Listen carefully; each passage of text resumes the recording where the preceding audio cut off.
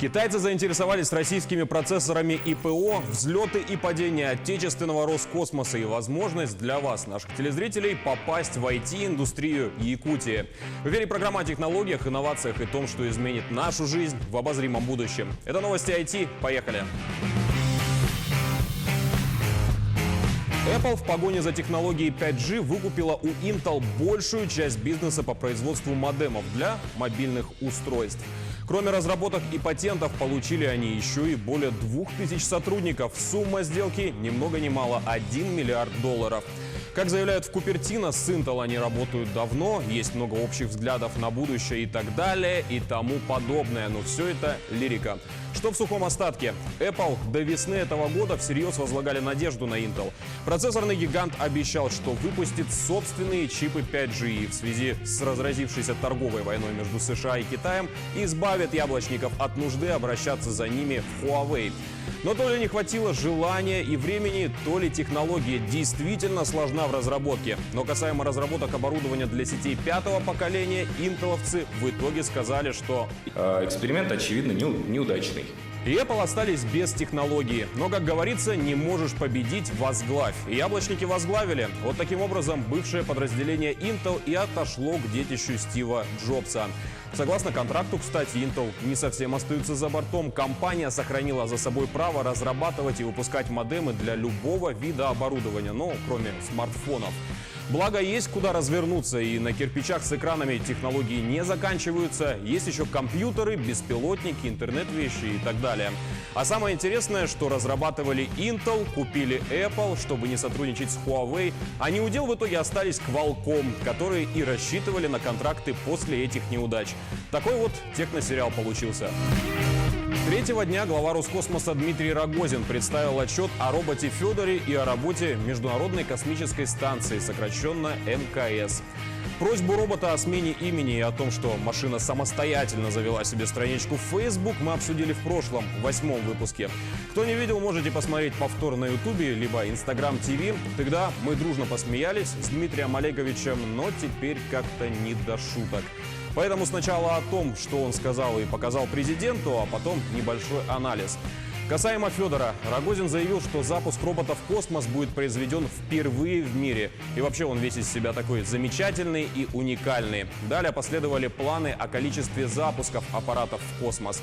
И в конце года мы должны приблизиться к показателям чуть ли не 20-летней давности, доведя их до 50. И как раз здесь и начинается самое интересное. Рогозин – первый руководитель космической индустрии страны за последние 100 лет, да, наверное, и во всем мире, кто начал включать в этот отчет не только запуски космических кораблей, но и баллистических военных ракет, открыв тем самым абсолютно новый и уникальный способ подсчета. Так что, когда слышите цифру 50, 25% от нее можете смело вычитать, так как за год запланировано около 13 испытаний баллистики. Что, как сами понимаете, к освоению и работе в космосе отношения имеет мало.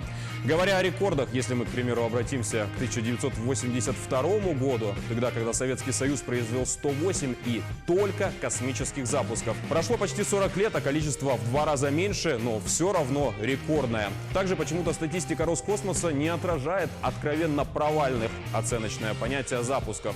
Теперь вернемся к Федору и тому, какой он инновационный. А знаете ли вы, что в течение 3 с лишним лет, начиная с 2016 года, корпорация вела разработку другого косморобота, который должен был этого самого Федора заменить?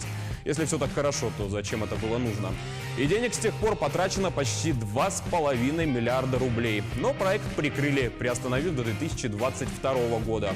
Выделенные деньги корпорация сказала направит на развитие МКС и пилотируемой транспортной системы. Но то ли наука о космосе превратилась в фантастическое произведение, то ли корпорация создала станок для печати денег. А как можно перераспределить уже потраченные средства? Объяснения не последовало. Печально, в погоне за внутренними рекордами корпорация, видимо, забывает, что весь остальной мир подсчет ведет иными способами. И если в следующий раз услышите о прорыве и баснословных цифрах, смело вычитайте из них четверть и получите более-менее правдоподобную картину. Опять же, оценочное суждение. Но благо разработчики российского железа и ПО не подвели. Китайская компания Huawei планирует начать закупку отечественных процессоров Эльбрус и операционной системы Alt. Huawei уже несколько месяцев ведет переговоры с российскими компаниями о покупке бизнеса, создании совместных предприятий и использовании их технологий. Китайцы после инцидента с американскими компаниями всерьез интересуются использованием процессоров в своем оборудовании, например, серверах. По инсайдерской информации речь идет о сумме в $100 миллионов, и это только по процессорам. Но Huawei хочет лицензировать операционные системы А для использования их на своих компьютерах и серверах. Однако эксперты считают, что в случае достижения договоренности Huawei не будет массово использовать российские ОС и процессоры в своем оборудовании. Скорее всего, китайская компания хочет таким образом закрепиться в России, чтобы затем продвигать свое оборудование как отечественное, полагают они. В самом Huawei от комментариев отказались. Другая китайская фирма тоже запустила свои щупальца в Россию. Lenovo объявил о возвращении смартфонов компании на отечественный рынок. Многие интернет и не только издания получили себе на почту письмо о том, что в августе пройдет официальный, это важно, камбэк и презентация 4 устройств, а именно S5 Pro, K5 Pro, K9 и A5. Однако эти самые интернет-издания перед публикацией проверить информацию не удосужились. А если бы, к примеру, спросили у самих Lenovo, то выяснилось бы, что китайцы, в свою очередь, ни сном, ни духом о происходящем в России. И подвох в следующем. Поставкой будет заниматься не сама компания Lenovo, а дистрибьютор Mobility. То есть обычные перекупщики, которые не имеют права на официальную гарантию от производителя. И если решите вдруг себе купить смартфоны этой фирмы в наших магазинах, знайте, все это будет только на ваш страх и риск. Такие вот дела. А теперь к региональной повестке. Акселератор B8 начал прием заявок на второй набор программы. Продлится он до 23 августа. Если у вас есть свой бизнес или проект в сфере IT, то можно получить поддержку нашего технопарка. По итогам вам помогут подготовить свои проекты. За 3 месяца можно проделать путь, на который в обычном режиме ушел бы год или даже больше. По статистике, большинство стартапов провалились не из-за проблем в разработке, а из-за ненужности их продукта рынку. Акселератор же поможет взглянуть на свой продукт со стороны, протестировать его и исправить имеющиеся недочеты. Также можно получить до 2 миллионов рублей на развитие. И это точно. Easy. Познакомиться и сконнектиться как с региональными и российскими разработчиками, так и с международниками. А подробнее о том, что вообще из себя представляет B8, каким планируется второй сезон и об успехах первого, мы узнали у первоисточника, директора IT-парка Якутска Александра Дауркина. Александр, что в целом дает акселератор? Как он помогает разработчикам в продвижении? Во-первых, он помогает ускориться, это даже из названия, да, исходя. Помимо этого, он учит работать немного по-другому, не так, как команды привыкли, и фокусироваться в первую очередь не на каких-то внутренних проблемах, да, разработки и прочего, а на рынке. То есть смотреть наружу, слушать своих клиентов. Первый набор акселератора мы считаем успешным. Он для нас был во многом, так скажем, экспериментальным. И эксперимент удался. У нас все команды успешно дошли до финиша и хорошо выступили на демо-дне. Об этом нам и говорили и, так скажем, не только местные эксперты и гости, но и те, кто приезжал там из других регионов, и даже были иностранные гости и зрители. У нас уже были многие разработчики, которые участвовали в первом сезоне акселератора. Это и Vidroid, и Rango, и остальные. Как они себя чувствуют сегодня, тем более по завершению первого курса программы акселератора? Они продолжают работать, и у них есть разные достижения. Да? Вот, допустим, Vidroid ведет там переговоры с очень крупной российской компанией, да, на поставку большого количества роботов. И они еще, так скажем, продвинулись в массовости производства роботов. То есть, как бы... То есть уже устанавливают на поток? Да. И другие команды, например, тоже проводят какие-то мероприятия. Не просто вот занимаются там своей внутренней какой-то активностью, а они и проявляют внешнюю активность, проводят некоторые мероприятия для привлечения новых клиентов или партнеров. Ну, в общем, они не теряются и продолжают развитие. Не так давно был объявлен второй набор участников на второй, так сказать, сезон. Сколько он по времени продлится, что требуется от людей, которые захотят вступить в IT-парк? Условия есть на сайте акселератора b8accelerator.ru. Этот поток будет во многом похож на предыдущий.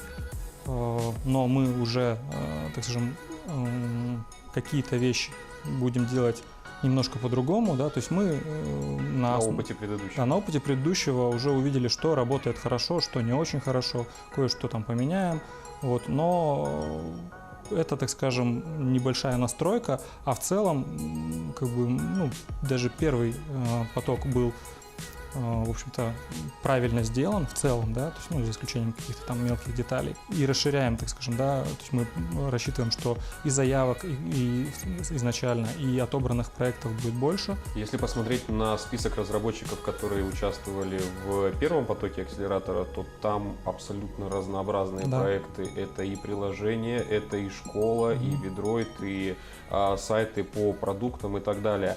Будет ли такой же разброс по проектам? Да, конечно, легче в чем-то работать с однообразными проектами, вот, но на данном этапе мы считаем, что это нам не обязательно, да? А они могут быть, ну, и в разных областях, и не похожими друг на друга, и немного разных стадий, что, ну, доставляет нам определенные сложности, но мы готовы к этому. В первую очередь не бояться, не сомневаться, подавать заявку и постараться в этой заявке себя подать как можно выгоднее, да, чтобы мы обратили на них внимание. Одно дело, когда мы видим заявку от проекта, который мы уже знаем, тогда нам, конечно, проще.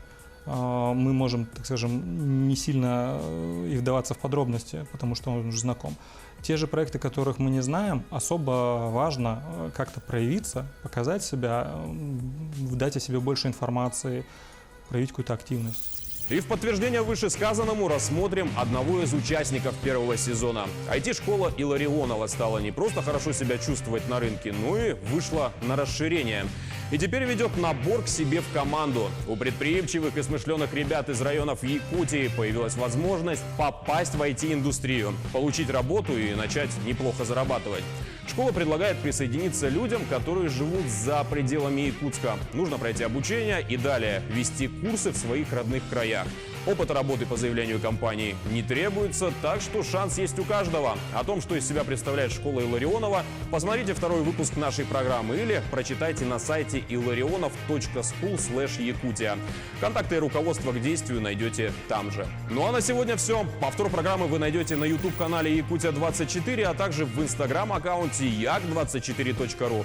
Увидимся ровно через неделю. Всего доброго.